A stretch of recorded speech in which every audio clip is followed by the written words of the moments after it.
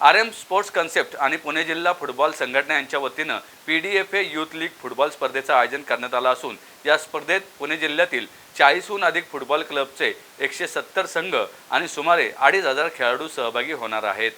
स्पर्धेबाबत अधिक माहिती देताना नॉर्थ ईस्ट युनायटेड फुटबॉल क्लबचे सीईओ आणि पुणे जिल्हा फुटबॉल संघटनेचे उपाध्यक्ष मंदार तामाणे, पुणे जिल्हा फुटबॉल संघटनेचे उपाध्यक्ष प्यारेलाल चौधरी, आरएम स्पोर्ट्स कन्सेप्टचे संस्थापक अध्यक्ष राजेश महरनोश, आरएम स्पोर्ट्स कन्सेप्टचे सहभागीदार चैतन्य काकोडे म्हणाले की पीडीएफएला आरएम स्पोर्ट्स कन्सेप्टच्या भागीदारीत नवीन जिल्हास्तरीय युवा लीग स्पर्धेची घोषणा करताना आनंद होत आहे। ही लीग म्हणजे खेळाडूंसाठी लहान वयातच दिशा देणारा मार्ग ठरणार असून स्पर्धात्मक वातावरण तयार करण्यासाठी, युवा प्रतिभेला व शारीरिक तंदुरुस्तीला प्रोत्साहन, खेळाद्वारे सांघिक भावना निर्माण करण्यासाठी तयार करण्यात आलेला परिवर्तनकारी उपक्रम ठरणार आहे। या स्पर्धेच्या फॉर्मॅटबाबत सांगताना ते म्हणाले की 7, 9, 11, 13, 15 आणि 17 वर्षाखालील अशा एकूण 6 गटांमध्ये ही स्पर्धा होणार आहे। या सर्व वयोगटात मुलांसोबतच मुलींचा सुद्धा सहभाग प्रत्येक वयोगटातील संघामध्ये असणार आहे। 14 डिसेंबर 2024 पासून या स्पर्धेला सुरुवात होणार असून सलग 5 महिने या स्पर्धेचे सामने खेळवण्यात येणार आहेत। स्पर्धेची बात फेरी बालेवाडी येथील श्री शिव छत्रपती क्रीडा संकुल मैदान येथे मे 2025 मध्ये होणार आहे। हे सामने इंडिया खेलो फुटबॉल या आजच्या अधिकृत स्काउटिंग भागीदारी येथे थेट प्रसारित करण्यात येणार आहेत। या स्पर्धेत उत्तम कामगिरी करणाऱ्या खेळाडूंना India Khelo football zonal final स्पर्धेत खेळण्यासाठीची सुद्धा संधी उपलब्ध आहे।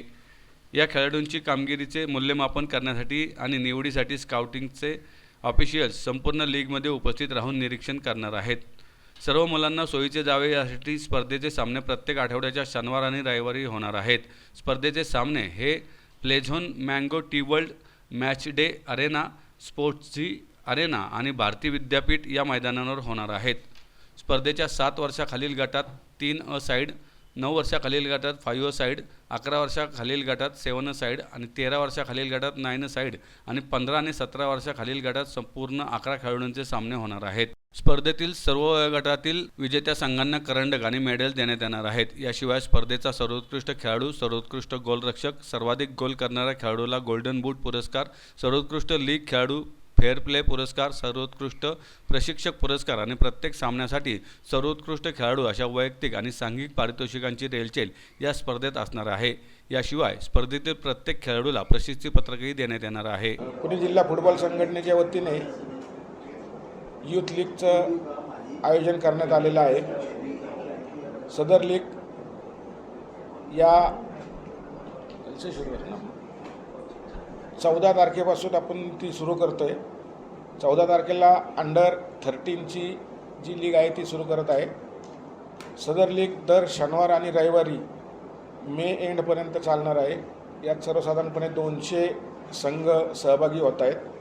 अंडर 7, 9, 11, 13, 15 आणि 17 अशा वर्गामध्ये या सर्व स्पर्धा होणार आहेत। याकरता वेगवेगळे 5-6 ग्राउंड घेतलेले आहेत। त्यात भारती विद्यापीठचं ग्राउंड आहे, त्यानंतर भुगावला आहे, रहाटीला आहे, वाकडला आहे, अशा वेगवेगळ्या ठिकाणी ग्राउंड्स घेतलेले आहेत। आणि या सर्व एकूण 200 संघाचे 2200हून अधिक प्लेयर्स या सहभागी झालेले आहेत। आरएम स्पोर्ट्स कन्सेप्ट या कंपनीने हे सगळं पीडीएफए बरोबर सहभाग घेऊन कार्यक्रम केलेला आहे।